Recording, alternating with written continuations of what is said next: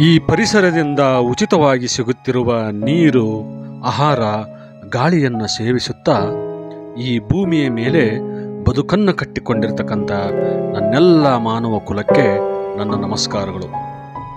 ಇಷ್ಟೆಲ್ಲ ಉಚಿತವಾಗಿ ನೀಡಿದಂತಹ ಪರಿಸರಕ್ಕೆ ನಮ್ಮ ಕೊಡುಗೆ ಏನು? ಒಮ್ಮೆ ನೀವು ನಿಮ್ಮ ಸುತ್ತಲಿನ ಪರಿಸರವೊಮ್ಮೆ ನೋಡಿ. ನಿಮ್ಮ ಪರಿಸ್ಥಿತಿ ಏನಾಗಿದೆ, ಏನಾಗುತ್ತಿದೆ? ನಿತ್ಯವೂ ಪರಿಸರದ ವಿರುದ್ಧ ಚಟುವಟಿಕೆಗಳನ್ನು ನಡೆಸುತ್ತಲೇ ಬರುತ್ತಿದ್ದೇವೆ.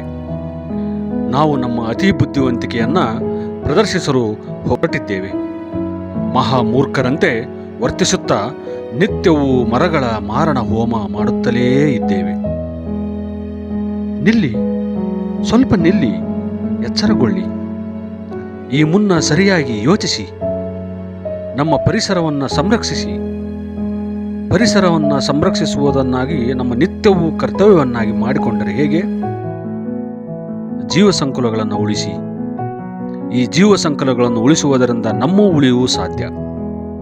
ನಮ್ಮ ಉಳಿವಿಗಾಗಿಯೂ ಈ ಭೂಮಿಯನ್ನು ಉಳಿಸಿಕೊಳ್ಳುವುದಕ್ಕಾಗಿ ಹೋರಾಟ ಮಾಡಲೇಬೇಕಾಗಿದೆ.